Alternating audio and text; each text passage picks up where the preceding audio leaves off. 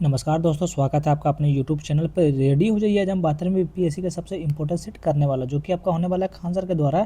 जो 12वीं बीपीएससी का टेस्ट करा जा रहा है, आपका टेस्ट नंबर आपका 18 होने वाला है, ध्यान रखिएगा। चलिए, उससे पहले इधर उधर ज़्यादा करने से भी आपको फायदा नहीं है। चलिए चलते हैं प्रश्न नंबर 1 की ओर। अभी तक चैनल को सब्सक्राइब नहीं किया भैया तो प्लीज़ चैनल को सब्सक्राइब कर लीजिए, चैनल के साथ में जुड़ जाइए। वीडियो को 1.25x पे देखिएगा, थोड़ा ज़्यादा मजा आएगा। चलिए चलते हैं प्रश्न नंबर 1 की ओर। चलिए यहाँ से शुरू करते हैं प्रश्न नंबर 1 की ओर। देखिए प्रश्न नंबर 1 आपका क्या बोल रहा है कि 1608 में अंग्रेजी ईस्ट इंडिया कंपनी द्वारा जहांगीर के दरबार में किसे भेजा गया था? बताइए, बहुत बढ़िया क्वेश्चन है। 1608 में अंग्रेजी ईस्ट इंडिया कंपनी द्वारा जहांगीर के दरबार में किसे भेजा गया था? बताइए, इसे आंसर इसका बताने को कोई ज़रूरत नहीं भी, आप लोग को पता होगा। कैप्टन हॉकिंस को आपका भेजा गया था, ध्यान में रखिएगा। देखिए, कैप्टन विलियम्स हॉकिंस ने 1608 में जहांगीर के दरबार में पहुंचे, जिनके वह मुगल सम्राट से मिलने वाले पहले आधिकारिक अंग्रेज प्रतिनिधित्व बन गए थे, ध्यान में रखिएगा। चलिए चलते हैं प्रश्न नंबर 2 की ओर। चलिए बताइएगा, देखिए किस बंगाली कवि ने क्या प्लासी के बाद के युग को भारत के लिए क्या शाश्वत अंधकार रात के रूप में वर्णित किया था? बताइएगा, बताइए किस बंगाली कवि ने प्लासी के बाद युग को भारत के लिए क्या शाश्वत अंधकार की रात के रूप में वर्णित किया था? बताइए कौन किया था? तो ये आपका नवीन चंद्र सेन ने किया था, ध्यान में रखिएगा। देखिए 19वीं शताब्दी के बंगाली कवि नवीन चंद्र सेन ने प्लासी के युद्ध 1757 के बाद के हालात को भारत के लिए शाश्वत अंधकार या उदासी रात के रूप में वर्णित किया था, ध्यान रखिएगा भैया। चलिए आगे बताइएगा, प्रश्न नंबर 3 देखिए आपका क्या बोल रहा है, ध्यान से सुनिएगा। देखिए क्वेश्चन पे ध्यान रखिएगा, तभी आप लोगों का कॉन्सेप्ट क्लियर होगा। क्वेश्चन हम बोल दिए, उसके बाद आप क्वेश्चन भूल जाइएगा, फिर मज़ा नहीं आएगा। देखिए 1717 में क्या बंगाल में द्वैत शासन को समाप्त करने के ईस्ट इंडिया कंपनी के निर्णय का क्या परिणाम हुआ? बताइए, 1772 में बंगाल में द्वैत शासन को समाप्त करने के ईस्ट इंडिया कंपनी के निर्णय का क्या परिणाम हुआ? तो सबको पता क्या परिणाम हुआ? आपका कंपनी के सेवकों के माध्यम से प्रत्यक्ष प्रशासन हुआ था, ध्यान में रखिए। तो ऑप्शन नंबर बी आपका बिल्कुल सही उत्तर हो जाएगा। देखिए इसके बारे में हम लोग थोड़ा सा जानते हैं। देखिए समाप्त करने के अर्थात कि कंपनी में कर्मचारी सीधे राजस्व संग्रह और प्रशासन को देख रेख करेंगे, जिनके भारतीय क्या मध्यस्थ तंत्र में स्थान ले लिया जाएगा, ध्यान रखिएगा। चलिए अगर इसका पूरा डिफिनेशन सुनिएगा तभी तो बहुत टाइम लग जाएगा। देखिए वॉरेन हेस्टिंग ने 1772 में द्वैत शासन प्रणाली क्या क्लाइव की कंपनी 1765 की प्रणाली का अंत किया। वे मूल परिवर्तन यह था कि कंपनी के नवाब के माध्यम से प्रशासन का कार्य करना बंद कर दिया जाए, ध्यान में रखिएगा। चलिए आगे बढ़ते हैं। इसलिए इसका सोल्यूशन हम नहीं दिए, उसका सोल्यूशन बहुत बड़ा था। इनमें से किस घटना को बंगाल में धन की निकासी की शुरुआत माना जाता है? क्या बोल रहा है, इनमें से किन घटना को बंगाल से धन की निकासी का शुरुआत माना जाता है? तो आपका 1757 प्लासी युद्ध के लड़ाई के बाद, ध्यान रखिएगा। देखिए अधिकांश इतिहासकारी प्लासी के युद्ध 1757 के बंगाल से धन की निकासी की शुरुआत मानते हैं। सिराजुद्दौला को क्या पराजय के बाद ईस्ट इंडिया कंपनी और उसके अधिकारियों ने उपग्रह का लूटपाट और नवाब पर राजनीतिक प्रभाव के माध्यम से भारी मात्रा में धन वसूला था, ध्यान रखिएगा भैया क्वेश्चन। देखिए नेक्स्ट क्वेश्चन आपका है, अरे रुको यार भाई, नेक्स्ट क्वेश्चन है सिविल सेवा भर्ती और क्या परीक्षण के संबंध में निम्नलिखित कथनों पर विचार कीजिए। किसके बारे में? सिविल सेवा भर्ती और, ध्यान दीजिएगा, परीक्षण के संबंध में निम्नलिखित कथनों पर आपको विचार करना है। बताइए उपयुक्त में से कौन सा कथन आपका सही है, कौन सा कथन सही है? चलिए देखिए कथन 1 में आपका दिया हुआ है, कंपनी ने सिविल सेवा के रंगरूटों को शुरू में क्या लॉर्ड वेलेस्ली द्वारा स्थापित फोर्ट विलियम कॉलेज में क्या प्रशिक्षित किया जाता था, जो कि कथन 1 आपका बिल्कुल सही है। कथन 2 में है हेलीबरी कॉलेज ने क्या प्रशिक्षण संस्थान के रूप में फोर्ट विलियम कॉलेज के स्थान लिया था, ध्यान में रखिए। कथन 2 भी आपका बिल्कुल जो है सही है। कथन 3 में है कि कंपनी शासन के दौरान पूरे समय सिविल सेवा भर्ती प्रतियोगी परीक्षाओं द्वारा नियंत्रित होती है। कथन 3 में जो है आपका बिल्कुल भी गलत है, ध्यान रखिएगा। क्वेश्चन ध्यान से सुनिएगा, बिल्कुल गलत है। क्या बोल रहा है? सिविल सेवा भर्ती और परीक्षण के संबंध में कथन 1 और कथन 2 आपका बिल्कुल सही है, ध्यान में रखिए। तो ऑप्शन नंबर ए हो जाएगा। अगर 3 का हम लोग सही उत्तर देखेंगे तो क्या हो जाएगा? 3 का सही उत्तर सुनिएगा। देखिए कंपनी शासन के दौरान सिविल सेवा में भर्ती प्रतियोगी परीक्षाओं का कोई नियंत्रण नहीं था, कोई नियंत्रण आपका नहीं था। कंपनी का काल में अधिकांश समय में भर्ती परीक्षण और नामांकन पर आधारित थी। कंपनी के निर्देशक और उम्मीदवारों को नामांकित करने का विशेषाधिकार प्राप्त था। ध्यान रखिएगा। चलिए आगे बढ़ते हैं प्रश्न नंबर 6 की ओर। बताइएगा 1707 से लेकर 1720 के उथल पुथल भरे दशक में दिल्ली के शाही सिंहासन पर बैठने वाले शासकों का सही कालानुक्रम में इनका कौन सा होगा? बताइए क्या बोल रहा है। 1707 से लेकर 1720 के उथल पुथल भरे दशक में दिल्ली के शाही सिंहासन पर बैठने वाले शासकों का सही कालानुक्रम इनमें से कौन सा है? बताइए कौन सा है। तो पहला देखिए आपका हो जाएगा बहादुर शाह प्रथम हो जाएगा, उसके बाद जहांदार शाह हो जाएगा, उसके बाद फर्रुखसियार हो जाएगा, उसके बाद मोहम्मद शाह हो जाएगा। ध्यान रखिएगा। तो ऑप्शन नंबर बी आपका बिल्कुल सही उत्तर हो जाएगा।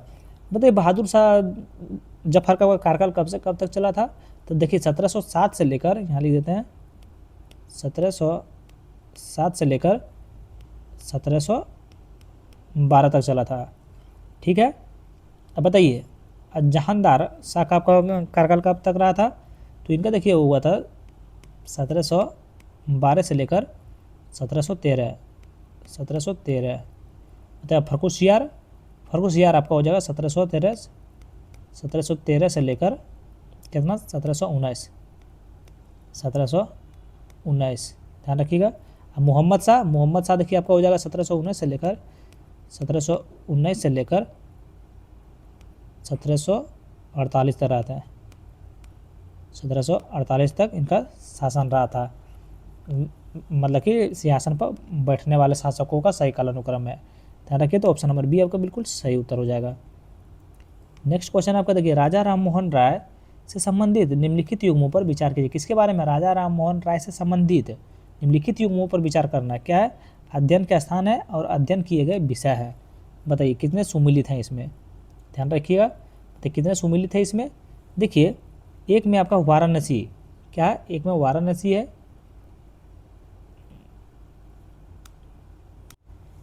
देखिए एक में आपका वाराणसी क्या है? संस्कृति साहित्य और हिंदू दर्शन, ये बिल्कुल आपका सही सुमिलित है। दो में आपका पटना क्या? कुरान और फारसी अरबी साहित्य, ये भी आपका बिल्कुल सही सुमिलित है। 1 और 2 सही सुमिलित है। 3 में आपका है पेरिस, क्या? यूनानी और हिंदू धर्मग्रंथ, ये आपका बिल्कुल गलत है। ध्यान रखिएगा। तो इसीलिए इसका सही उत्तर ऑप्शन नंबर बी हो जाएगा। केवल 2 आपका बिल्कुल सही सुमिलित है। ध्यान रखिएगा। माफ कीजिएगा, इसका पेरिस का जो है इसका सही सोल्यूशन हम नहीं लिख पाए हैं। अगर इसका आप लोग को पीडीएफ चाहिए तो टेलीग्राम ज्वाइन हो जाइएगा। टेलीग्राम पे आपका पीडीएफ मिल जाएगा। देखिए इन घटनाओं पर विचार करें। क्या बोल रहा है? इन घटनाओं पर विचार कीजिए। बोल रहा है इनमें से कौन सी सही कालानुक्रम है? बताइए कौन सा सही कालानुक्रम है? देखिए एक में आपका कौन सा है? देखिए तीसरी नेटिव क्या है? कैवेलरी के सैनिक द्वारा कारतूस लेने से इनकार। ध्यान में रखिएगा। पहला यही हो जाएगा। उसके बाद आपका हो जाएगा, ध्यान रखिए, पहला दूसरा हो जाएगा ये। देखिए 85 सैनिकों को जेल में डालना, ये आपका दूसरा हो जाएगा। फिर तीसरा आपका हो जाएगा मेरठ में विद्रोह की शुरुआत। फिर चौथा हो जाएगा झांसी की रानी की मृत्यु। ध्यान में रखिए। तो ऑप्शन नंबर ए आपका बिल्कुल सही उत्तर, जैसे है वैसे ही आपका बिल्कुल सही होगा। चलिए नेक्स्ट क्वेश्चन पे आते हैं। देखिए प्रश्न नंबर 9 क्या बोल रहा है? देखिए राजा अलाउंग पाया के संबंध में निम्नलिखित कथनों पर विचार कीजिए। किसके बारे में? राजा अलाउंग पाया के संबंध में। ध्यान रखिएगा कौन सा कथन आपका सही है, बताइएगा। देखिए कथन 1 में आपका है, देखिए उन्होंने 18वीं सदी के बीच में वर्मा को एकीकृत किया। कथन 1 आपका जो है सो भैया बिल्कुल सही है, तो हम सबको काट ही नहीं सकता। 2 में है इन्होंने इरावदी नदी पर क्या आवाज़ से राज किया, ये आपका बिल्कुल गलत है। ध्यान रखिए ये आपका बिल्कुल गलत है। देखिए ये राज क्या है? ये आपका यहाँ पे राज इन्होंने क्या बोल रहा है? राजा अलाउंग पाया इस नदी पर आपका राज नहीं किए थे। ध्यान रखिएगा। देखिए 3 में आपका है इनका शासन क्या बुढ़ाव पाया से पहले का है, ये आपका बिल्कुल सही है। तो ध्यान रखिए ऑप्शन नंबर बी हो जाएगा। 1 और 3 सही है। राजा अलाउंग पाया के संबंध में कथन 1 और 3 सही है, 2 आपका बिल्कुल गलत है। ध्यान रखिएगा। चलिए भैया अभी चैनल को सब्सक्राइब कर लीजिए, तो फटाक से एकदम कीजिए। तो भैया 1 सेकंड में जल्दी सब्सक्राइब कर कीजिए, जल्दी कीजिए भैया। चलिए बताइएगा भैया इनमें से किस नेता ने कोलकाता में छात्रों के सामने राष्ट्रवादी भाषण देकर अपने सार्वजनिक जीवन की शुरुआत की? क्या बोल रहा है, क्वेश्चन पे ध्यान से सुनिएगा, जोड़ दीजिए उस पर। बताइए निम्नलिखित में से किस नेता ने कोलकाता में छात्रों के सामने राष्ट्रवादी भाषण देकर अपने सार्वजनिक जीवन की शुरुआत की थी। बहुत बढ़िया क्वेश्चन है ये। आपको कौन किया था? सुरेंद्र नाथ बनर्जी आपका जो है सो भाषण देकर अपना जीवन का शुरुआत किए थे। ध्यान में रखिएगा। देखिए इसका नाम क्या हम लोग बताएं थोड़ा सा। देखिए सुरेंद्र नाथ बनर्जी ने औपनिवेशिक सरकार द्वारा भारतीय सिविल सेवा ICS के क्या अन्यायपूर्ण तरीके से बर्खास्त किए जाने के बाद 1870 में दशक के माध्यम से कोलकाता में अपने सार्वजनिक जीवन की शुरुआत की थी। ध्यान रखिएगा भैया। चलिए अगला नंबर प्रश्न सूची वन में भारत रत्न है, सूची 2 में है वर्ष। किसको भारत रत्न कब मिला था? बहुत बढ़िया क्वेश्चन है। तो एक में राजेंद्र प्रसाद को भारत रत्न आपका कब मिला था? तो कब मिला था? 3 दिसंबर 1884 को मिला था। देखिए डॉक्टर राजेंद्र प्रसाद का जन्म, डॉक्टर राजेंद्र प्रसाद का जन्म आपका कब हुआ था? 3 दिसंबर 1884 को हुआ था। और उनको बताइए 12 वर्ष की आयु में राजवंशी देवी के विवाह के बाद उनके राष्ट्रपति कब बने थे? 1950 में बने थे। और ध्यान रखिए तो इसको भारत रत्न कब मिला था? तो 1962 में मिला था। देखिए राजेंद्र प्रसाद को कब मिला था? तो 1962 में। बताइए मौलाना अब्दुल कलाम आज़ाद को भारत रत्न कब मिला था? तो इनको मिला था आपका, ध्यान में रखिएगा, 1992 में मिला था। 1992 में मिला था। बताइए जयप्रकाश नारायण को आपका भारत रत्न कब मिला था? तो जयप्रकाश नारायण को आपका कब मिला था? जयप्रकाश नारायण को आपका शायद 1965 या 1999 में मिला था। 1999 में मिला था। देखिए उस्ताद बिस्मिल्लाह खान को आपको 2001 में मिला था। ध्यान रखिएगा। तो इसीलिए इसका सही उत्तर क्या होगा? तो ऑप्शन नंबर C हो जाएगा। आप लोग मिलान कर लीजिएगा। अगर कहीं मिस्टेक हमसे हुआ होगा तो आप लोग मिलान कर लीजिएगा भैया। इसे मिस्टेक तो आपको नहीं होना चाहिए। 12 नंबर प्रश्न है, झारखंड के अलग होने के बाद बिहार की स्थिति के संबंध में निम्नलिखित कथनों पर विचार कीजिए। क्या बोल रहा है? झारखंड के अलग होने के बाद बिहार की स्थिति के संबंध में निम्नलिखित कथनों पर आपको विचार करना है। ध्यान में रखिए। तो ऊपर दिए गए कथनों में से कितने सही हैं? बताइए कितने सही है इसमें से। देखिए एक में आपका है देशांतरीय विस्तार समान रहा। क्या कथन 1 सही है? तो कथन 1 आपका बिल्कुल सही है। कथन 2 में है अक्षांशीय विस्तार 2 डिग्री 30 मिनट कम हो गया है। क्या ये आपका सही है? तो ये आपका बिल्कुल गलत है। 3 में आपका है इनमें से क्या अविभाजित बिहार का 54.15% क्षेत्र शामिल है? तो ये कथन आपका बिल्कुल सही है। झारखंड के अलग होने के बाद बिहार की स्थिति में क्या संबंध है? कथन 1 और 3 आप याद कर लीजिएगा, बिल्कुल सही है। ध्यान में रखें। तो इसका सही उत्तर केवल 2 आपका बिल्कुल सही है। बताइए भौगोलिक संकेतक GI टैग से जुड़ी जानकारियों पर विचार कीजिएगा। GI टैग है, श्रेणी है और वर्ष है। बताइए इसमें क्या बोला? ऊपर दी गई पंक्तियों में से किस में सभी विवरण सही सुमिलित हैं? तो कौन सा सही विवरण है? तो आपका देखिए एक में आपका है पत्थर कट्टी स्टोन क्राफ्ट, क्या पत्थर की मूर्ति कला 2025, ये आपका बिल्कुल सही है। बाकी ये सब आपका गलत है। ध्यान रखिएगा। इसीलिए इसका सही उत्तर आपका कौन सा हो जाएगा? तो ऑप्शन नंबर ए हो जाएगा। केवल एक इसमें से जो है सो आपका सुमिलित था। अगला 14 नंबर प्रश्न देखिए, ऐतिहासिक नारा क्या है? बबुआ राज सेतन जाना महारानी राज टुंडू जाना किसके द्वारा गढ़ा गया था? क्या ऐतिहासिक नारा बबुआ राज सेतन जाना महारानी राज टुंडू जाना किसके द्वारा गढ़ा गया था? किसके द्वारा गढ़ा गया था? क्वेश्चन कुछ समझ में नहीं आया तो ये आपको बिरसा मुंडा के द्वारा गढ़ा गया था। ध्यान रखिए ऑप्शन नंबर बी। बताइए 1857 के विद्रोह की पहली बड़ी घटना देवघर वर्तमान झारखंड के पास रोहिणी में किस तारीख को घटित हुई थी? ये क्वेश्चन आपका बहुत बेजोड़ क्वेश्चन है। बताइए बिहार में 1857 के दौरान बिहार के पहली घटना देवघर वर्तमान झारखंड के पास रोहिणी में किस तारीख को घटित हुई थी? बताइए किस तारीख को घटित हुई थी? तो आपका 12 जून 1857 को हुआ था। ध्यान रखिए। देखिए बिहार में 1857 के दौरान विद्रोह की पहली बड़ी घटना 12 जून 1857 के देवघर के पास रोहिणी वर्तमान झारखंड में है, जो उस समय बिहार का हिस्सा था, में घटी थी। ध्यान में रखिएगा।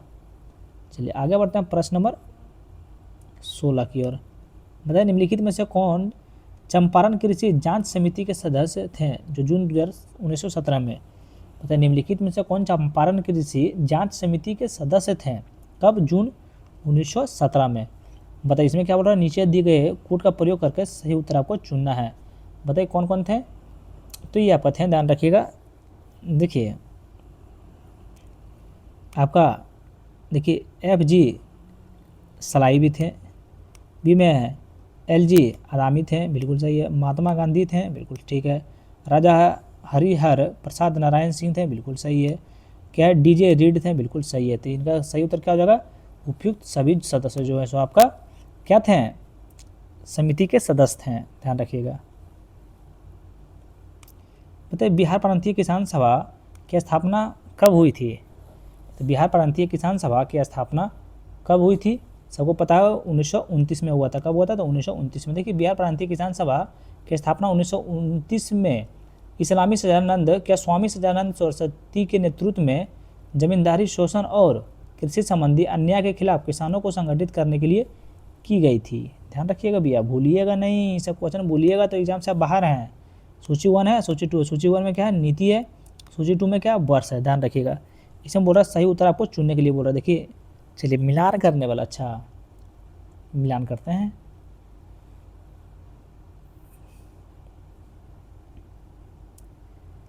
तो ए में है बिहार सरकार ऋण एवं निवेश निगम लिमिटेड, यह हो जाएगा 1975 में। तरह के बी में है आपका बिहार औद्योगिक क्षेत्र विकास प्राधिकरण, ये आपका हो जाएगा 1974 में। सी में आपका है बिहार राज्य पर्यटन विकास निगम, ये आपका 1980 हो जाएगा। बिहार राज्य आवास अवार्ड, ये हो जाएगा 1982 में हो जाएगा। ध्यान में रखिएगा, सम्मिलित करना है तो इसका सही उत्तर आपका ऑप्शन नंबर सी हो जाएगा भैया, ध्यान रखिएगा।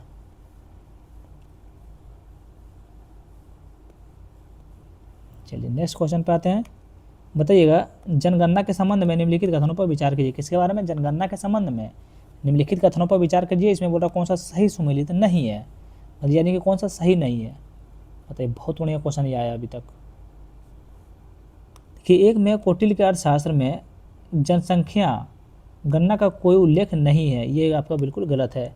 ये जनगणना जो है सो आपका कौटिल्य के अर्थशास्त्र के जनगणना में उल्लेख है, ध्यान रखिए। 2 में आपका जनगणना 2027 से भारत के इतिहास में होने वाली 14वीं जनगणना होगी, जो कि आपका बिल्कुल सही है। ध्यान रखिए, बिल्कुल आपका क्या है, सही है। नहीं भैया ध्यान रखिए, कथन 2 भी आपका बिल्कुल गलत है, हम ध्यान ही नहीं दे पाएँ। ये बिल्कुल आपका गलत है, 14वीं नहीं होगा, ये आपका कितना में होगा, तो आपका 16वीं होगा। ध्यान रखिएगा, 16वीं होगा। 3 में आपका देखिए 7वीं अनुसूची के तहत जनगणना का एक ही केंद्रीय विषय है, ये आपका बिल्कुल सही है। ध्यान रखिएगा, इसको इधर काट दीजिएगा, देखिए मिटा देते हैं, रुक जाइए इसका।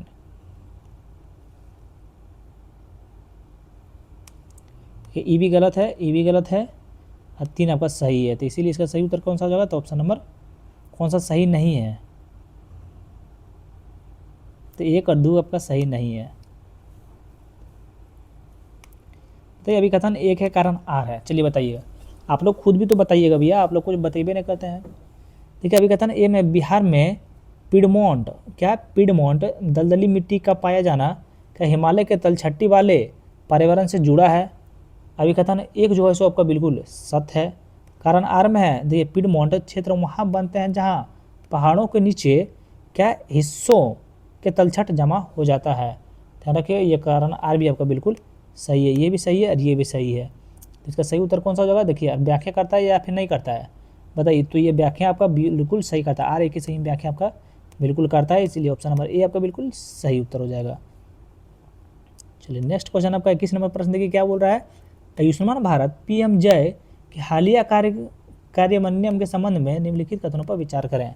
क्या बोल रहा है, आयुष्मान भारत पीएम जय के हालिया कार्यान्वयन के संबंध में निम्नलिखित कथनों पर आपको क्या करना है, विचार करना है। कौन सा कथन आपका सही है, बताइए कौन सा कथन सही है। कि 1 में आपका पश्चिम बंगाल ABPMJ को लागू करने वाला 36वां राज्य बन गया था, जो कि बिल्कुल सही है। 2 में आपका यह योजना सेकेंडरी और टर्सरी हॉस्पिटलाइजेशन के लिए प्रति परिवार 5 लाख रुपये का सालाना क्या करती है, कवर देती है, ये भी आपका बिल्कुल सही है। ध्यान रखिएगा, तो इसीलिए इसका सही उत्तर आपका ऑप्शन नंबर सी बिल्कुल राइट आंसर हो जाएगा, ध्यान रखिएगा। चलिए आगे बढ़ते हैं प्रश्न नंबर 22 की ओर।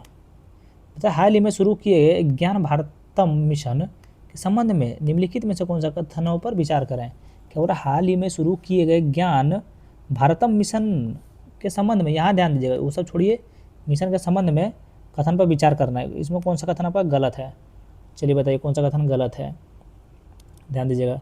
ये कथन 1 में संस्कृति मंत्रालय ने भारत की पांडुलिपि विरासत का पता लगाने के लिए देशव्यापी सर्वेक्षण शुरू किया है। ये कथन आपका बिल्कुल सही है। कथन 2 में यह सर्वेक्षण पूरे देश में 3 महीने तक चलाया जाएगा। ये बिल्कुल आपका गलत है। 3 में आपका यह घोषणा में मुख्य रूप से विदेशी संग्रहालय से प्राचीन वस्तुओं की वापसी पर केंद्रित था। ये भी आपको बिल्कुल गलत है, ध्यान रखिएगा। तो इसलिए सही उत्तर इसमें कौन सा गलत हो जाएगा? तो 2 और 3 गलत है, तो यानी ऑप्शन नंबर बी आपका बिल्कुल सही उत्तर हो जाएगा। तो इनमें से कौन सा इंडिया एआई मिशन का स्तंभ है? मतलब इनमें से कौन से इंडिया एआई मिशन के स्तंभ हैं? कौन है ये बताइए, कौन है वो? कौन है वो? तो ये आपका हो जाएगा एआई कोष हो जाएगा, ध्यान रखिएगा। स्तंभ कौन कौन सा है, इसमें सही उत्तर भी चुनने बोल रहा है। तो एआई कोष हो जाएगा, देखिए इंडिया एआई कंप्यूट हो जाएगा, ध्यान रखिएगा। 3 में है सुरक्षित और क्या अविश्वसनीय एआई, ध्यान में रखिएगा। तो ये बिल्कुल आपका ए 2 और 3 आपका सही, 4 आपका राष्ट्रीय क्वांटम ग्रिड ये आपका नहीं होगा, ध्यान रखिए। तो इसीलिए ऑप्शन नंबर बी आपका बिल्कुल सही हो जाएगा। इंडिया एआई मिशन का स्तंभ कौन कौन से हैं? तो 1, 2 और 3 आप याद कर लीजिएगा भैया। चलिए बताइए, अभी तक चैनल को सब्सक्राइब किए हैं या फिर नहीं किए हैं? नहीं किए हैं तो भैया जल्दी कीजिए। तो बताइए, हाल ही में खबरों में रहा क्या फुरेजा सा बंदरगाह राजनीतिक रूप से इनमें से किस जल निकाय पर स्थित है? मतलब किस जल निकाय पर आपका स्थित है? तो ये आपका जो सो ओमान की खाड़ी पर आपका स्थित है, ध्यान में रखिएगा। देखिए फुजेरा बंदरगाह संयुक्त राज्य अमीरात, जो फुजेरा अमीरात के देश के पूर्वी तट पर ओमान की खाड़ी के किनारे स्थित हैं, ध्यान रखिएगा।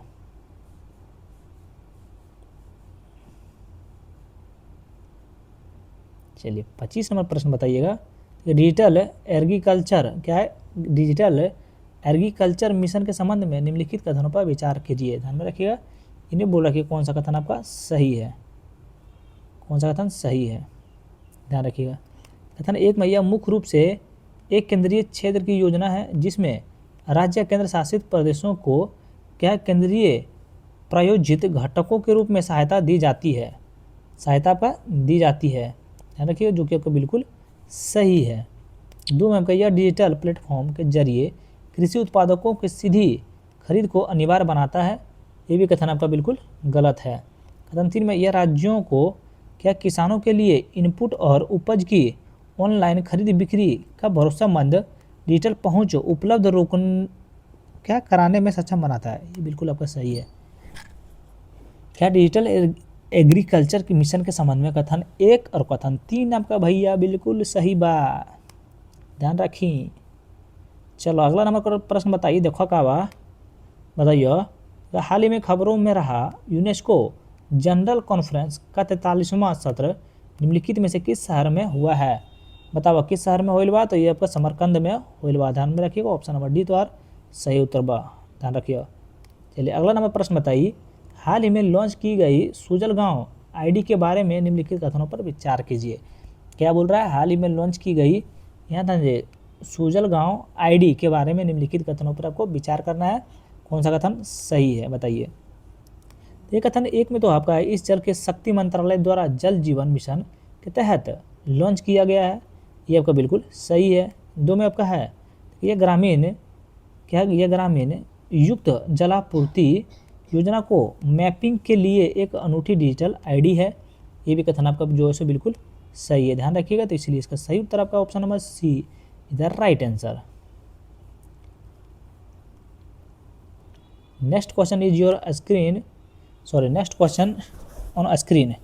बताइए, माफ़ कीजिएगा थोड़ा इंग्लिश थोड़ा कमजोर है। बताइए IBM 2047 तक भारत को टॉप 3 क्वांटम इकोनॉमिक बनाने का रोड मैप पेश करने के लिए किस संगठन के साथ साझेदारी की है? बताइए, कितना बढ़िया क्वेश्चन है। ऐसा क्वेश्चन आपको कहीं देखने के लिए नहीं मिलेगा। IBM ने 2047 तक भारत को टॉप 3 क्वांटम इकोनॉमी बनाने का रोड मैप पेश करने के लिए किस संगठन के साथ साझेदारी की है? तो ये आपका किया है तब नीति आयोग के साथ में आपका साझेदारी किए हैं, ध्यान रखिएगा। चलिए बताइएगा।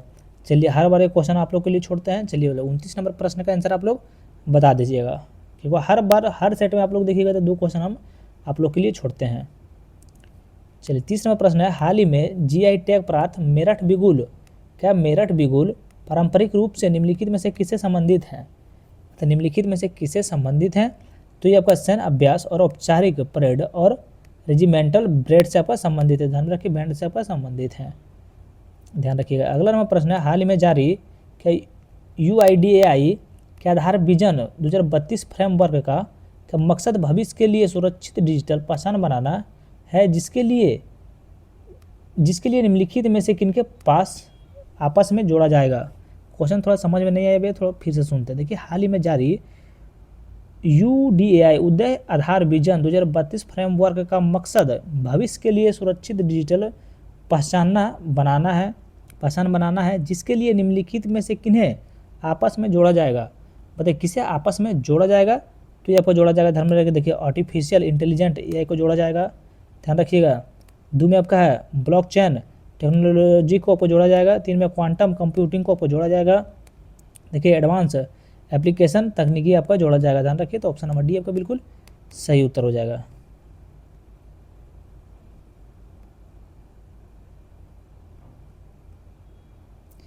चलिए, 32 नंबर प्रश्न है, अमेरिका के हाल ही में घोषित लूनर फिशन क्या है? सरफेस पावर प्रोजेक्ट का मुख्यालय का उद्देश्य क्या है? बताइए, अमेरिका के हाल ही में घोषित लूनर फिशन क्या लूनर, यहाँ ध्यान दीजिएगा भैया, इस पर आप लोग ध्यान दीजिएगा। क्या लूनर फिशन क्या फर्स्ट सरफेस पावर प्रोजेक्ट का मुख्य उद्देश्य क्या है? तो इनका मुख्य उद्देश्य आपका जो हो जाएगा तो चांद पर न्यूक्लियर पावर का स्थायी सोर्स बनाना, ध्यान रखिए। तो ऑप्शन नंबर सी आपका बिल्कुल सही उत्तर हो जाएगा। थोड़ा माफ़ी चाहते हैं भैया, पढ़ने में थोड़ा लड़खड़ा जाते हैं, तो आप लोग बात को समझिएगा। ये मत समझ लीजिए कि इसको पढ़ने के लिए नहीं आता है। सूची 1 में क्या है? मुख्य न्यायाधीश है, ध्यान में रखिए। सूची 2 में आपका क्या है? संबंधित न्यायालय है। चलिए, मिलान करना है, मिलान करते हैं। थोड़ा सा जूम आउट कर लेते हैं इसको। देखिए, ए में है न्यायमूर्ति रेवती मोहिते डेरे, ये आपका किस में सम्मिलित हो जाएगा? ध्यान रखिए, तो ये आपका सम्मिलित हो जाएगा मेघालय का उच्च न्यायालय, ध्यान रखिए। संबंधित न्यायालय से है, तो इनका किससे? तो मेघालय का उच्च न्यायालय से इनका संबंधित है, मुख्य न्यायाधीश हैं, ध्यान रखिए। बी में आपका जस्टिस संगम साहू, तो इनका हो जाएगा पटना उच्च न्यायालय। और 3 में आपका जस्टिस महेश शरद चंद्र सेन सोनक, ये आपका जो है झारखंड के उच्च न्यायालय है। और डी में आपको जस्टिस सोमेन क्या है? जस्टिस सोमैन चैन, ये आपका हो जाएगा केरल उच्च न्यायालय के मुख्य न्यायाधीश हैं, ध्यान रखिए। तो इसीलिए ऑप्शन नंबर बी आपका बिल्कुल सही उत्तर हो जागा। चलिए भैया, आप लोग चैनल को सब्सक्राइब जल्दी से कर लीजिए। बताइए, सूची 1 में है रामसर स्थल है, सूची 2 में क्या? राज्य और केंद्र शासित प्रदेश हैं, ध्यान रखिए। इसमें कौन सा बोल रहा है? सही उत्तर आपको लिए चुनने बोल रहा है, ध्यान दीजिएगा। क्या देखिए, ए में है उदयपुर झील। उदयपुर झील किस राज्य केंद्र शासित प्रदेश में है? तो उदयपुर झील आपका जो है सो कहाँ है? तो आपका बिहार में है, ध्यान रखिए। कहाँ है आपका? बिहार में। बताइए, बी में है तो ये खींचन वेटलैंड आपका कहाँ है? तो ये आपका हो जाएगा राजस्थान में है। बताइए, छड़ी झाड़, ये आपका कहाँ हो जाएगा? तो ये आपका हो जाएगा गुजरात में है। बताइए, पटना पक्षी अभयारण्य कहाँ है? तो आपका उत्तर प्रदेश में। यही पटना पक्षी अभयारण्य अभी पूछा गया था बिहार दरोगा में, जो कि आदमी पूरा मिस्टेक कर गया था।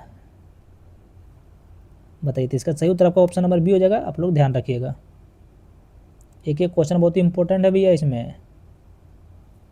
चलिए, 35वां प्रश्न है, G20 लीडर्स समिट 2025 के संबंध में निम्नलिखित कथनों पर विचार कीजिए।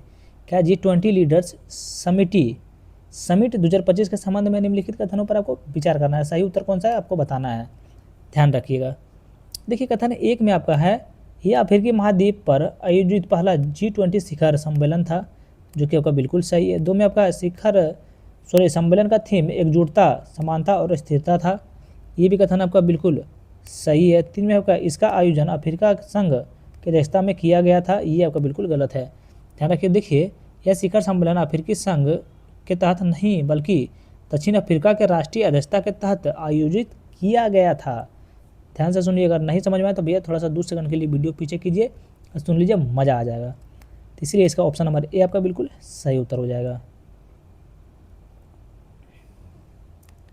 बताइए, भारतीय निम्न पूर्वापाषाण काल के स्तर रचना संबंधित परतों के बारे में निम्नलिखित कथनों पर विचार कीजिए। क्या बोल रहा है?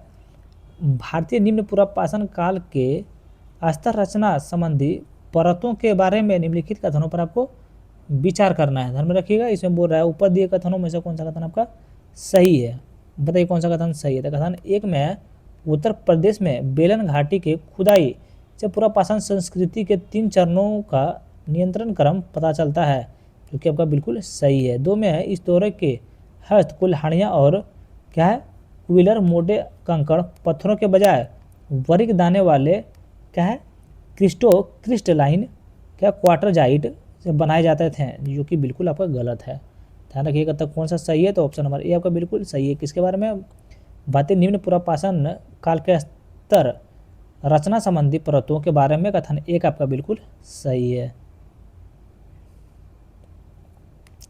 अगला नंबर प्रश्न बताइएगा। देखिए हड़प्पा के शहरीकरण के दौरे की के सामाजिक आर्थिक विशेषताओं के संबंध में निम्नलिखित कथनों पर आपको विचार करना है। क्या बोल रहा है, हड़प्पा के शहरीकरण के दौरे की सामाजिक आर्थिक विशेषताओं के संबंध में निम्नलिखित कथनों पर आपको विचार करना है। ध्यान रखिएगा इसका सही उत्तर आपका कौन सा होगा। देखिए एक में बोल रहा है मोहनजोदड़ो के ग्रेट बाथ की बनावट में पानी के रिसाव को रोकने के लिए प्राकृतिक क्या है बिटुमेन की आधार परत का इस्तेमाल किया गया था, जो कि आपका बिल्कुल ये क्या है सही है। कथन 2 में हड़प्पा के बाटों में निम्नलिखित में भिन्नात्मक मानों के लिए कठोर रूप से एक समान क्या दशमलव प्रणाली का पालन किया जाता था, जिसके बाद उच्च मानों के लिए द्विधारी प्रणाली अपनाई जाती थी। ये आपका बिल्कुल गलत है। तो इसीलिए इसका सही उत्तर कौन सा हो जाएगा। तो ऑप्शन नंबर ए आपका बिल्कुल सही उत्तर हो जाएगा, क्योंकि केवल एक इसमें जो है आपका सही है। देखिए हम पढ़ाते भी है तो उसके बाद आप लोग क्वेश्चन पे थोड़ा सा ध्यान दीजिएगा। ऐसा नहीं कि मेरे बात सुन के अपना जाइएगा और आगे निकल जाइएगा। थोड़ा सा वीडियो को आप रोक लीजिएगा और उसके बाद पढ़ लीजिएगा क्वेश्चन एक बार, तब मज़ा आएगा। बताइए मोर प्रशासनिक पदानुक्रम में क्या कृषि के विशेष अधीक्षक के लिए निम्नलिखित में से किस शब्द का प्रयोग किया जाता था। बताइए किस शब्द का आपका प्रयोग किया जाता था। आपका सीता अध्यक्ष का आपका प्रयोग किया जाता था। ध्यान रखिएगा। बताइए उत्तर वैदिक काल के दौरान क्षेत्रीय और प्रशासनिक बदलावों के संबंध में निम्नलिखित कथनों पर विचार कीजिए। क्या बोल रहा है, उत्तर वैदिक काल के दौरान क्या क्षेत्रीय और प्रशासनिक बदलावों के संबंध में निम्नलिखित कथनों पर आपको विचार करना है। बताइए इनमें से कौन सा कथन आपका सही है। कथन एक में बड़े क्षेत्रीय राज्यों के उदय के साथ क्या स्वेच्छा से दिए जाने वाले उपहारों को क्या नियमित करों के रूप में दिया गया है, जो कि कथन एक आपका बिल्कुल सही है। ध्यान रखिए कथन 2 में आपका है ठीक है शतपथ ब्राह्मण में भारी और उपजाऊ मिट्टी के जुताई के लिए लोहे के हल के फाल के बढ़ते इस्तेमालों को स्पष्ट उल्लेख है। ये भी कथन आपका बिल्कुल सही है। किसके बारे में, क्वेश्चन पे ध्यान दीजिए। हम ऑप्शन पढ़ देते हैं इसका, कथन 1 कथन 2 वाला, तो आप लोग तुरंत उसके बाद क्वेश्चन को देखिए। तो इसका सही उत्तर कौन सा हो जाएगा। तो ऑप्शन नंबर सी हो जाएगा। 1 और 2 दोनों कथन आपका सही है। हम जब ऑप्शन पढ़ते हुए ऑप्शन पढ़ा हुआ हो जाता है तब थोड़ा सा दिमाग थोड़ा सा घुमा लीजिए क्वेश्चन पे एक बार। देखिए ऋग्वेदिक काल के आर्थिक ढांचे के संबंध में निम्नलिखित कथनों पर विचार करना है। किसके बाद में, ऋग्वेदिक काल के आर्थिक ढांचे के संबंध में। ध्यान रखिएगा कौन सा कथन गलत है, यहाँ ध्यान दीजिएगा। बोल रहा है गलत कौन सा है कि एक में ऋग्वेदिक समाज मुख्य रूप से पशुपालन था, जिसमें गाय मुख्य संपत्ति थी। क्या कथन एक आपका सही है। तो कथन एक आपका बिल्कुल सही है। कथन 2 में आपका है शुरुआती वैदिक काल में क्या निष्क राज्य द्वारा जारी एकमात्र धातु मुद्रा के रूप में कार्य करती थी। ये आपका कथन बिल्कुल गलत है। ध्यान रखिएगा। इसीलिए इसका सही उत्तर आपका ऑप्शन नंबर ए हो जाएगा, क्योंकि केवल एक आपका ऋग्वेदिक काल के आर्थिक ढांचे के संबंध में कथन एक आपका सही है।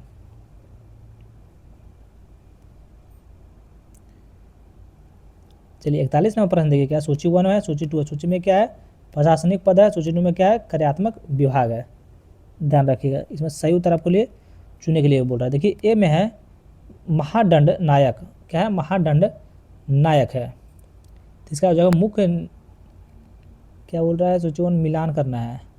महादंड नायक आपका किस में मिलान हो जाएगा, तो मुख्य न्यायिक अधिकारी। मुख्य न्यायिक अधिकारी कहीं है, हाँ देखिए एक हो जाएगा आपका 2 में। देखिए बी में आपका है देखिए संधि विग्रहिक। विग्रही हो जाएगा युद्ध एवं शांति मिश्र। युद्ध एवं शांति मिश्र ये आपका 2 में हो जाएगा। ध्यान रखिए। देखिए उपरीक, ये उपरीक आपका कहाँ जगह, देखिए उपारिका उपरीक है, तो ये आपका हो जाएगा, ध्यान में रखिएगा, ये हो जाएगा प्रांतीय राज्यपाल। प्रांतीय राज्यपाल कहाँ है, अरे भैया प्रांतीय राज्यपाल तो है ही ना है इसमें। बताइए कुमार मात्य आपका कौन जगह उच्च स्तर के पदाधिकारी थे, तो ये आपका इसमें हो जाएगा, ये आपका इसमें हो जाएगा, ध्यान रखिएगा। तो इसीलिए इसका सही उत्तर आपका हो जाएगा ऑप्शन नंबर डी हो जाएगा। आप लोग मिलान कर लीजिएगा और याद कर लीजिएगा, मिलान तो हम करिए दिए हैं, याद कर लीजिएगा। बताइए अभिकथन एक है, कारण आ रहा है। अभिकथन एक में क्या है, गुप्तोत्तर काल में पश्चिम रोमन साम्राज्य के साथ लंबी दूरी की समुद्री व्यापार की मात्रा भारी कमी आई, जो कि कथन एक आपका बिल्कुल सही है। कारण आर में है स्वायत्ता और आत्मनिर्भर प्रणाली क्या है, अर्थव्यवस्थाओं के संरचनात्मक विकास ने बाहरी क्या है यहाँ पर ये विलासिता की वस्तुओं के आयात की घरेलू मांग को कम कर दिया। क्या कारण आर सही है? कारण ए तो आपका सही है, तो कारण आर भी जो है आपका बिल्कुल सत्य है। देखिए कारण आर भी बिल्कुल सत्य है, थोड़ा सा दिमाग घुमाना पड़ा लेकिन बिल्कुल सही है। तो इसीलिए इसका सही उत्तर क्या कौन सा हो जाएगा, ध्यान रखिए। इसलिए इसका सही उत्तर हो जाएगा आपका कि ए और आर तो दोनों सही है, लेकिन आर ए की सही व्याख्या आपका नहीं करता है, ध्यान रखिएगा। तो इसीलिए ऑप्शन नंबर बी आपका बिल्कुल सही उत्तर होगा। 43 नंबर देखिए, इनमें से प्राचीन स्थलों और उसके सांस्कृतिक कार्यक्रम के कौन सा युग्म सही सुमिलित हैं। क्या बोल रहा है, प्राचीन स्थलों और उनके सांस्कृतिक कार्यक्रम के कौन से युग्म सही सुमिलित हैं। बताइए कौन से सही युग्म सुमिलित हैं, इनका सही सुमिलित आपको कौन कौन सा है। तो देखिए एक में आपका सोहन घाटी क्या है, उच्च पुरापाषाण काल, ये बिल्कुल सही सुमिलित है। दो में है देखिए गुफा काल, ये आपका मध्यपाषाण, ये आपका बिल्कुल सही सुमिलित है। तीन में आपका पटने क्या नवपाषाण काल, ये आपका बिल्कुल सही सुमिलित है, ध्यान में रखिएगा। तो ऑप्शन नंबर सी आपका बिल्कुल क्या है, अरे यार सुमिलित नहीं है, इसमें कोई भी सुमिलित नहीं है भैया, थोड़ा माफ़ कर दीजिएगा, थोड़ा गलती हो गया था। देखिए इसमें कोई भी सुमिलित आपका नहीं है, इसलिए इसका ऑप्शन नंबर डी आपका बिल्कुल सही उत्तर होगा। कौन सा होगा, तो ऑप्शन नंबर डी हो जाएगा, ध्यान रखिएगा। और माफ़ कीजिएगा इसका सोल्यूशन हम नहीं लिख पाए हैं।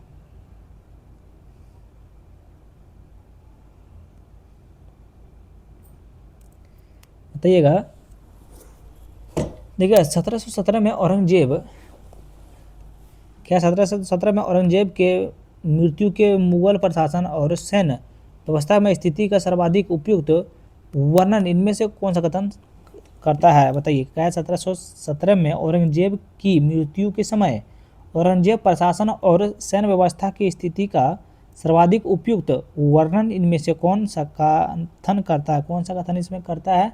तो आप सबको पता है केंद्रीय प्रशासन काफ़ी हद तक अप्रभावी हो गया था और सेना अक्सर विद्रोह प्रवृत्तियों से प्रभावित थी, ध्यान रखिए। तो ऑप्शन नंबर ए आपका बिल्कुल सही उत्तर हो जाएगा।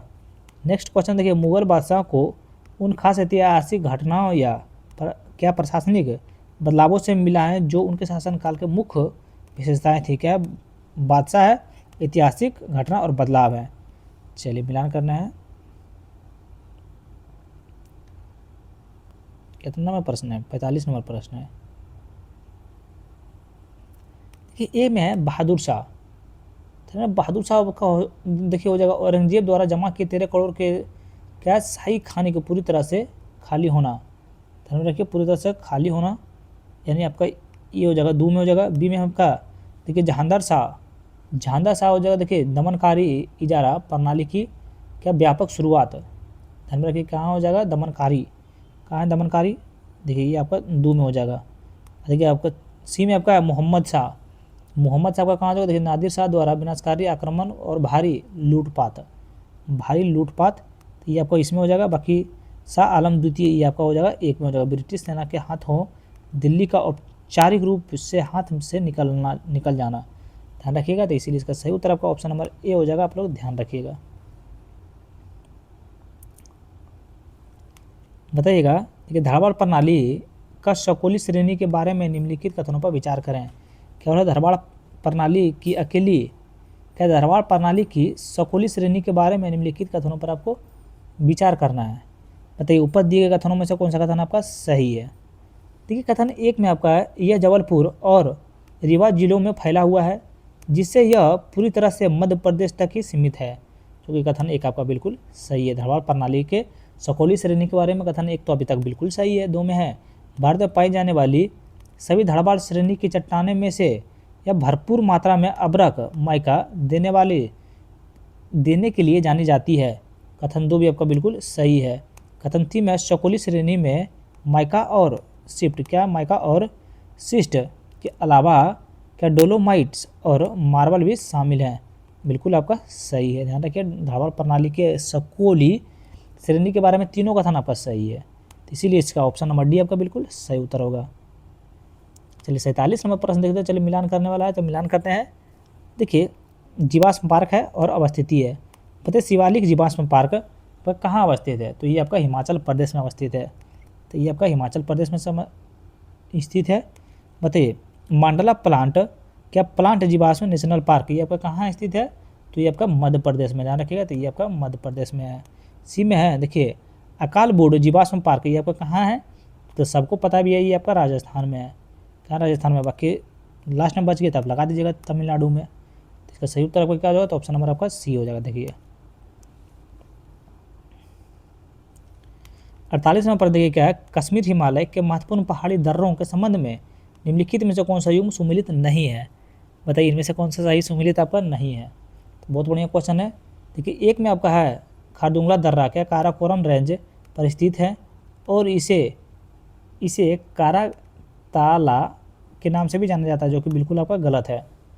ध्यान रखिएगा। देखिए खारदुंगला दर्रा लेह के उत्तर में लद्दाख पर्वतमाला पर स्थित है। यह श्योक और नुब्रा घाटी के प्रवेश द्वार भी है। ध्यान रखिएगा। देखिए 3 में आपका है बनिहाल दर्रा कश्मीरी घाटी को जम्मू कश्मीर से जोड़ने वाली जवाहर सुरंग से जुड़ा हुआ है। ये आपका बिल्कुल क्या है, सही है। 3 में आपका है जोजिला दर्रा लद्दाख में श्रीनगर को लेह से जोड़ने वाले मार्ग पर स्थित है, बिल्कुल सही है। डी में आपका पेंसिला कश्मीर हिमालय का अधिक ऊंचाई वाला दर्रा है, बिल्कुल आपका सही है। ध्यान रखिएगा।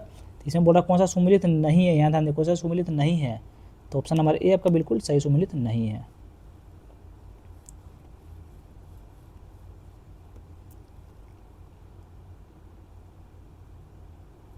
चलिए अगला नंबर प्रश्न आता है, प्रश्न नंबर 49। देखिए अभिकथन 1 है, कारण आ रहा है। अभिकथन 1 में क्या है, देखिए नंगा पर्वत के पास पश्चिमी सिंटेक्लिशियल मोड़ पर भूवैज्ञानिक संरचनाएं तीखे हेयर पिन मोड़ लेती है, मानो वे किसी मुख्य रुकावट वाले बिंदु के चारों ओर मुड़ी हुई हो। ध्यान रखिएगा अभिकथन 1 जो है आपका बिल्कुल सही है। कारण आर में है पर्वतीय पूर्ववर्तीय सिंधु नदी के ऊपर उठते हुए नंगा पर्वत पुंज के बीच एक गहरी घाटी गोर्ज का निर्माण किया है। ये भी आपका बिल्कुल सही है। ध्यान रखिएगा। और देखिए व्याख्या आर्य की व्याख्या आपका नहीं करता है, ध्यान रखिएगा।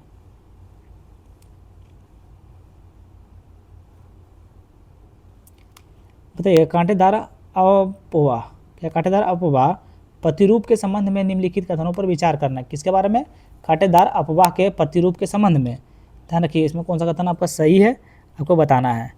देखिए कथन 1 में कांटेदार अपवाह प्रतिरूप में कोई सहायक नदी मुख से इसी प्रवाह में मिलती है, इसका संगम ऊपरी धारा की दिशा की ओर संकेतक करता हुआ प्रतीत होता है। ध्यान रखिएगा, जो कि आपका बिल्कुल सही है। 2 में आपका है यह पैटर्न रिवर कैप्चर यानी कि नदी द्वारा दूसरी नदी का जल प्रवाह छीन लेने के कारण बनता है जिससे मुख्य नदी का अभाव उल्टा हो जाता है। क्या हो जाता है, उल्टा हो जाता है, जबकि सहायक नदियाँ अपनी पुरानी दिशा में बनाए रखती है, जो कि आपका बिल्कुल सही है। कथन 3 में आपका है नेपाल के अरुण नदी और कोसी की एक सहायक नदी है जो भारतीय उपमहाद्वीप को कांटेदार के अपवाह का एक उदाहरण है। ये भी कथन 3 में आपका बिल्कुल सही है।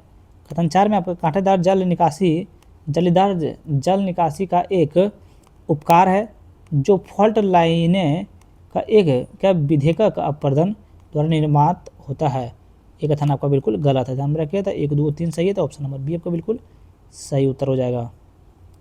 51 नंबर प्रश्न है, चिनाब नदी के बारे में निम्नलिखित कथनों पर विचार करिए। किसके बारे में, चिनाब नदी के बारे में। इसमें बोला ऊपर दिए गए कथनों में से कौन सा कथन आपका सही है, बताइए कौन सा कथन आपका सही है। चलिए बताइए।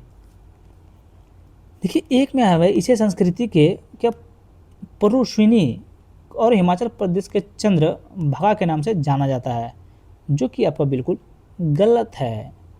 2 में आपका पाकिस्तान में प्रवेश करने से पहले यह किश्तवाड़ में पीर पंजाल पर्वतमाला को पार करती है, ये आपका बिल्कुल सही है।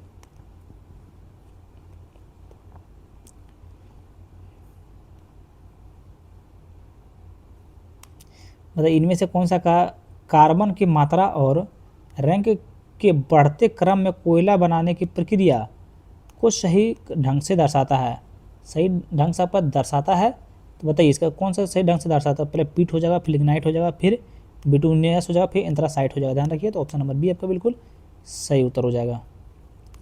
53 नंबर प्रश्न है, प्रायद्वीपीय अंतर नदियों के बारे में निम्नलिखित कथनों पर विचार कीजिए। इसमें बोलो नीचे दिए गए कोड का सही उत्तर आपको चुनना है।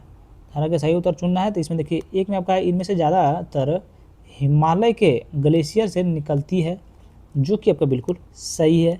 दो में इनमें ज़्यादातर मैदानी इलाकों में नौकागम में नाव चलाने के लायक हैं, ये भी आपका बिल्कुल सही है। तीन में आपका इनमें से ज़्यादातर अपने युवावस्था में अंतिम चरण में है, ये भी आपका बिल्कुल सही है। चार में ये नदियाँ केवल डेल्टा बनाती है, जो कि बिल्कुल आपका सही है। तो इसीलिए इसका सही उत्तर आपका ऑप्शन नंबर डी हो जाएगा। ध्यान रखिएगा भैया और याद रखिएगा। 54 नंबर प्रश्न, इसमें से कौन सा विकल्प क्या है? क्यूमी लोनबस बादल के भीतर बड़े ओलो बनाने की प्रक्रिया सबसे सटीक वर्णन करता है। सबसे सटीक वर्णन करता है कौन सा करता है? सबसे सटीक वर्णन आपका जो करता है तो बारिश के एक बूंद बार बार हिमांक स्तर को पार करती है, जिससे उस पर बर्फ की परतें जमती जाती है और यह एक ऊपर की ओर उठने वाली हवाओं की एक बहुत भारी ना हो जाए। ध्यान रखिए, तो ऑप्शन नंबर बी आपका होगा। माफ कीजिएगा क्वेश्चन में थोड़ा सा हमको कुछ उतना समझ में नहीं आया। चलिए भैया अगला नंबर प्रश्न पे आ जाता है। बताइए, बताओ भैया, भारत सरकार अधिनियम 1935 के संबंध में निम्नलिखित में से कौन सा कथन संबंध विचार कर है ना भैया? विचार करना है भैया। देखिए, भारत सरकार अधिनियम 1935 के संबंध में निम्नलिखित कथनों पर विचार करना है ना भैया। क्वेश्चन पे ध्यान दीजिएगा, है ना। देखिए कौन सा बोल रहा सही है, देखिएगा। देखिए एक में आपको बोल रहा है इन प्रांतों में द्वैत शासन के स्थान पर प्रांतीय सूत्रता लागू की है ना भैया। क्या ये सही है? तो ये आपका बिल्कुल सही है ना। दो में है इसमें से एक अखिल भारतीय संघ की स्थापना का प्रावधान है ना। ये भी सही है ना, तो बिल्कुल सही है।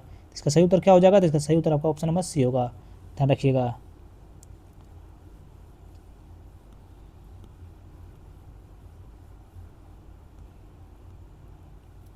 बताइए, नागरिकता अधिनियम 1955 के तहत भारतीय नागरिकता से प्राप्त करने का कौन सा तरीका मान्य है? तो कौन सा तरीका मान्य है? सही उत्तर को आपको चुनना है। बताइए कौन सा तरीका आपका मान्य है। क्या बोल रहा है? नागरिकता अधिनियम 1955 के तहत भारतीय नागरिकता प्राप्त करने को कौन सा तरीका मान्य है? तो इसका देखिए आपका जन्म से आपका बिल्कुल मान्य है, सबको पता है भैया। वंश परंपरा से आपका मान्य है, इसमें प्रकृति का नागरिकता से प्राप्त है। तो चार में आपका क्षेत्रफल को शामिल करके बिल्कुल आपका मान्य है। ध्यान रखिए, तो इसलिए इसका ऑप्शन नंबर डी आपका बिल्कुल सही उत्तर हो जाएगा।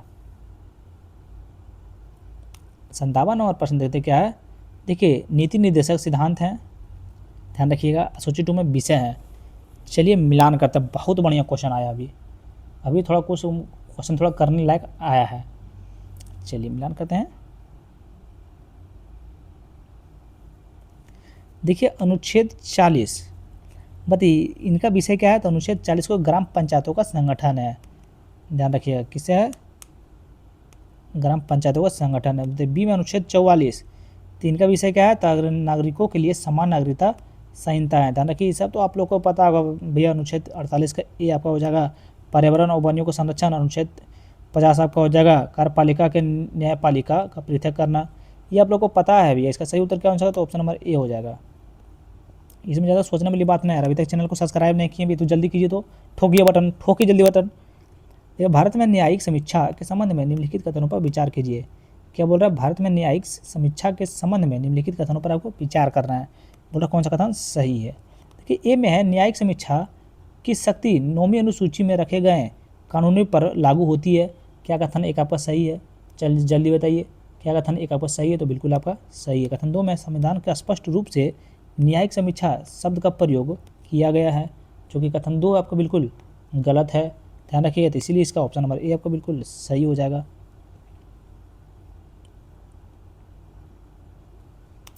बताइए अभी कथन 1 में है भारत का निर्वाचन आयोग वर्तमान में एक बहु सदस्यीय निकाय है। क्या अभी कथन 1 सही है? बहुत बड़ी सोचने वाली बात है। क्या कथन एक आपका सही है? तो बिल्कुल सही है। कारण आर में है, मूल रूप से संविधान में बहुसदस्यीय निर्वाचन आयोग का प्रावधान था, जो कि आपका बिल्कुल क्या है? गलत है। ध्यान रखिए, तो ए सही है, आर गलत है। ए सही है, आर गलत है, ऑप्शन नंबर सी में है। अनुच्छेद 19 के तहत मिलाने वाली स्वतंत्रता के संबंध में निम्नलिखित कथनों पर विचार कीजिए। ऊपर दिए गए कथनों में से कौन सा कथन आपका सही है? तो कथन एक में अनुच्छेद 19 अब नागरिकों को 6 तरह के स्वतंत्रता की गारंटी देता है, जो कि आपका बिल्कुल सही है। 2 में आपका है, इन राज्य स्वतंत्रताओं पर यह आयुक्त प्रतिबंध लगा सकता है, जो कि आपका बिल्कुल सही है। 3 में आपका वे स्वतंत्रताएँ नागरिकों के साथ साथ विदेशियों को भी उपलब्ध हैं। ये कथन आपका बिल्कुल गलत है भैया। विदेशियों को उपलब्ध आपका नहीं है, आप लोग को पता होगा। इसमें आपको बोलने की बात नहीं है भैया, इतना इजी क्वेश्चन आ रहा है। अभी इस में क्या आप सोल्यूशन मांगिएगा? देखिए, संविधान का मुख्य विशेषताओं के संबंधित निम्नलिखित कथनों पर विचार कीजिए। इसमें बोला ऊपर दिए कथनों में से कौन सा कथन आपका सही है? तो कथन एक में दुनिया का सबसे लंबा लिखित संविधान है। लंबा लिखित आपका क्या है? संविधान। कथन एक सही है। बताइए, इसमें सोल्यूशन मांगने की कोई ज़रूरत है ही नहीं है। आँख देख के वो पढ़िए, देखिए क्वेश्चन समझ में आ जाएगा। यह संशोधन की एक पूरी तरह से कठोर व्यवस्था स्थापित करता है, जो कि बिल्कुल आपका गलत है। कठोर व्यवस्था आपका स्थापित नहीं करता, इसलिए उसका ऑप्शन नंबर ए हो जाएगा। किसके? संविधान के मुख्य विशेषताओं के से संबंधित एक कथन आपका बिल्कुल सही है।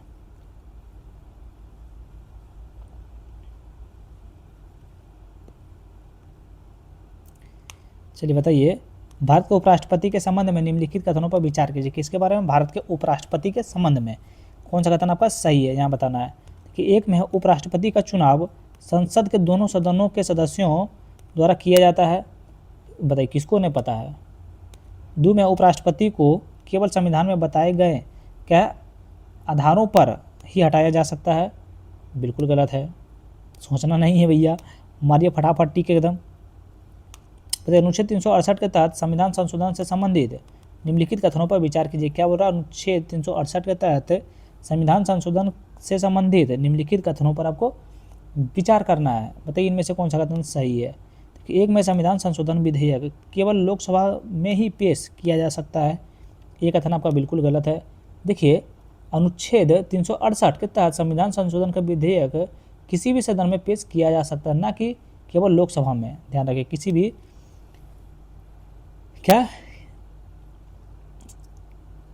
भी सदन में पेश किया जा सकता है, ध्यान रखिएगा। देखिए, 2 में कुछ संशोधन के लिए क्या आधी राज्य विधानसभाओं की मंजूरी की आवश्यकता होती है। ये कथन आपका देखिए भैया बहुत सही है, बहुत सही है। इनमें से कौन सी भारतीय संविधान को संघीय विशेषताएं हैं? बताइए, इनमें से कौन सी भारतीय संविधान की विशेषताएं हैं? बताइए कौन सा है? तो ये आपका हो जाएगा, देखिए, पूरी राज्य और क्या केंद्र और राज्य के बीच शक्तियों का बंटवारा, ये बिल्कुल आपका सही विशेषता है। 2 में आपका पूरे देश के लिए एकल नागरिकता, ये आपका बिल्कुल विशेषताएं नहीं है। 3 में आपका है न्यायिक समीक्षा की शक्ति की एक स्वतंत्रता न्यायपालिका, ये आपका बिल्कुल सही है। 4 में आपका केंद्र सरकार द्वारा राज्यों की नियुक्ति, ये आपका नहीं है, इसीलिए ऑप्शन नंबर ए आपका बिल्कुल सही उत्तर हो जाएगा। कथन 1 और 3 आपका सही था उसमें। 68 नंबर प्रश्न देखिए, सूची 1 में क्या बात, सूची 2 में क्या है? निर्णय। चलिए मिलान करना है, चलिए मिलान करते हैं भैया। ठीक है, 65 का सही उत्तर आपका क्या हो जाएगा? 65 का सही उत्तर आपको चलिए मिलान करते। देखिए, एक में है गोलकनाथवाद, ये आपका हो जाएगा, ध्यान में रखिए। 2 में हो जाएगा, इसका सही उत्तर आपका ऑप्शन नंबर ए ले लीजिए भैया, मिलान कर लीजिएगा अपने से। तुरंत जाना अभी खाना वाना लेकर, जानते हैं सुबह से अभी तक खाना नहीं खाए हैं, और आप लोग के लिए वीडियो जल्दी से आगे सेट आ गया मेरे पास, तो सेट हम बनाने के लिए बैठ गए हैं। देखिए, कोशिकाओं के संबंध में निम्नलिखित कथनों पर विचार कीजिए। तरह के इसमें बोल रहा है, ऊपर दिए कथनों में से कौन सा कथन आपका सही है? ए में क्या है? प्रोकैरियोटिक कोशिका में झिल्ली से घिरा हुआ वास्तविक केंद्रक नहीं होता है। ध्यान रखिए, केंद्रक नहीं होता है, ये कथन आपका बिल्कुल सही है। कथन 2 में है, पादप कोशिकाओं में कोशिका भित्ति मुख्य रूप से सेल्यूलोज से बनी होती है, ये कथन आपका बिल्कुल सही है। कथन 3 में जंतु कोशिकाओं में एक बड़ी केंद्रक क्या है? रिक्तिका को कोशिका भित्ति होती है, ये आपका बिल्कुल गलत है भैया, ध्यान रखिएगा। इसीलिए इसका सही उत्तर क्या हो जाएगा? तो ऑप्शन नंबर ए हो जाएगा। 1 और 2 आपका बिल्कुल सही है। खाना बना हुआ है भैया, लेकिन अभी तक खाया नहीं है, जा रहे हैं आप खाने के लिए, इसलिए जल्दी जल्दी करवा ले रहे हैं। देखिए, 67 का नंबर का क्या है? अभिकथन 1 है, कारण आर है। अभिकथन 1 में क्या है? देखिए, मैटेरियल्स रोशनी को एक ऐसे तरीके से मोड़ सकते हैं जो प्राकृतिक पदार्थों में नहीं पाए जाते हैं। ध्यान रखिएगा, नहीं पाए जाते हैं, ये भी आपका बिल्कुल सही है। कारण आर में उसके असामान्य गुण को उनके रासायनिक संगठन बजाय उनकी आंतरिक संरचना से उत्पन्न होते हैं। ये आपका जो है बिल्कुल सही है और आर की सही व्याख्या भी आपका करता है, ध्यान रखिएगा।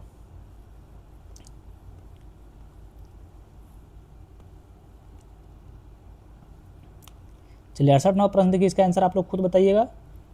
इसका सही उत्तर देखिए क्या हो जाएगा, तो ऑप्शन नंबर ए हो जाएगा। आप लोग मिलान कर लीजिएगा भैया, थोड़ा सा खाना खाने के लिए जाना भैया, सुबह खाना नहीं खाएं, इसीलिए पका के देखने पढ़ नहीं पा रहे हैं। कि मानव उत्सर्जन तंत्र के संबंध में निम्नलिखित कथनों पर विचार कीजिए। किसी बारे में मानव उत्सर्जन तंत्र के संबंध में निम्नलिखित कथनों पर विचार कीजिए, इसमें कौन सा कथन आपका सही है बताइएगा। एक में किडनी का कार्यरत इकाई न्यूरॉन है, जो कि कथन एक आपका बिल्कुल गलत है। कथन 2 में है किडनी की नलिका में ग्लूकोज और उपयोगी लवणों का पुनः क्या अवशोषण होता है, ये आपका बिल्कुल सही है, ध्यान रखिएगा। तो इसीलिए इसका सही उत्तर आपका ऑप्शन नंबर बी हो जाएगा। केवल 2 आपका कथन सही है मानव उत्सर्जन तंत्र के संबंध में। बताइएगा नाइट्रोजन चक्र के संबंध में निम्नलिखित कथनों पर विचार करें। इसमें क्या बोल रहा है, कौन सा कथन आपका सही है। एक कथन एक में बोल रहा है फलीदार पौधों के जड़ों की क्या है गांठों में मौजूद राइजोबियम बैक्टीरिया वायुमंडलीय नाइट्रोजन की स्थिरीकरण करते हैं। क्या कथन एक आपका सही, तो कथन एक आपका बिल्कुल सही है। कथन 2 में है देखिए आकाशीय बिजली वायुमंडल नाइट्रोजन को नाइट्रोजन को ऑक्साइड में बदलने में मदद करती है, ये कथन आपका बिल्कुल सही है। कथन 3 में है, कथन 3 आपका बिल्कुल गलत है। इसे नाइट्रोजन के संबंध में कौन सा कथन सही है, तो 1 और 2 आपका बिल्कुल सही। चलिए नेक्स्ट क्वेश्चन आपका ये रहा आपके कंप्यूटर स्क्रीन पर। क्या अभिकथन 1 है, कारण आ रहा है। अभिकथन 1 में क्या प्राकृतिक में खाद्य श्रृंखलाओं में शायद ही कभी 4 या 5 से अधिक पौष्टिक स्तर होते हैं, ध्यान रखिए, जो कि आपका बिल्कुल सही है। अभिकथन 1 सही है। कारण आर में है ऊर्जा का केवल लगभग 10% ही अगले पोषक स्तर तक पहुंचता है, ये कथन आपका बिल्कुल सही है, ध्यान रखिएगा। और आर जो है सो एक ही आपका सही व्याख्या भी कर रहा है, तो इसीलिए आपका सही उत्तर ऑप्शन नंबर ए हो जाएगा, ध्यान रखिएगा। देखिए अभिकथन 1 है, कारण आ रहा है। अभिकथन 1 में क्या आगे बढ़ने के लिए तैराक पानी को पीछे और धकेलता है, ध्यान रखिए। कथन 1 तो भैया बिल्कुल सही, सबको पता है पीछे पानी धकेलिएगा तभी आगे बढ़िएगा। कि हर क्रिया का समान और विपरीत प्रतिक्रिया होती है, ध्यान रखिएगा, ये भी आपका बिल्कुल सही है। और आर जो ऐसे एक ही आपका सही व्याख्या भी कर रहा है, इसीलिए ऑप्शन नंबर ए आपका बिल्कुल सही उत्तर हो जाएगा।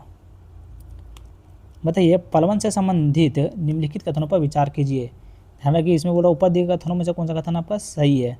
कथन 1 में कोई वस्तु तब तैरती है जब उसका घनत्व उससे द्रव के घनत्व से कम होता है। क्या बोलते हैं, कोई वस्तु तब तैरती है जब उसका घनत्व उस द्रव के घनत्व से कम होता है, ध्यान रखिए, ये तो आपका बिल्कुल सही है भैया। पलवन से संबंधित 2 में है लोहा पानी में डूबता है लेकिन लोहे से बना जहाज क्या अपने आकार का कारण तैरता है, ध्यान रखिएगा, ये आपका बिल्कुल सही है, ध्यान रखिएगा, बिल्कुल सही है। इसीलिए ऑप्शन नंबर सी आपका बिल्कुल सही उत्तर हो जाएगा।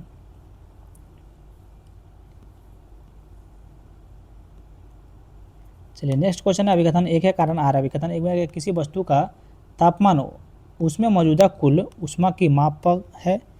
उसका क्या बोल रहा है, किसी वस्तु का तापमान उसमें मौजूदा कुल ऊष्मा की माप है, जो कि आपका बिल्कुल क्या है, असत है। कारण आहार में ऊष्मा अधिक तापमान वाली वस्तुओं से कम तापमान वाली वस्तुओं की ओर प्रभावित होती है। प्रभावित होती है, ये आपका बिल्कुल सही है, ध्यान रखिएगा। तो ए गलत है, ऑप्शन नंबर डी हो जाएगा, ए गलत है लेकिन आर आपका सही है। चलिए 75वां प्रश्न आ रहा है, ये आज का आखिरी प्रश्न हो गया है, ध्यान रखिए। देखिए घर्षण के संबंध में निम्नलिखित कथनों पर विचार कीजिए। किसके बारे में, घर्षण के संबंध में निम्नलिखित कथनों पर विचार करना है। इसमें क्या बोला, ऊपर दिए कथनों में से कौन सा कथन आपका सही है, ध्यान रखिए कौन सा कथन सही है। ये कथन 1 में सर्पी घर्षण क्या है, लिखिए लोटनिक घर्षण से अधिक होता है, बिल्कुल आपका सही है। 2 में है स्नेहक दो सतहों के बीच घर्षण को बढ़ाते हैं, ये आपका बिल्कुल गलत है। 3 में आपका चलाने और वक्र लगाने की लिए घर्षण आवश्यक होते हैं। क्या कथन 3 आपका सही है, कथन 3 आपका बिल्कुल सही है, ध्यान रखिए। घर्षण के संबंध में कथन 1 और 3 आपका सही है, आप लोग याद कर लीजिएगा, इसीलिए इसका आंसर ऑप्शन नंबर सी हो जाएगा। वीडियो आप लोग को अच्छा लगा हो भैया, please like comment share and subscribe जरूर करें। Thank you so much.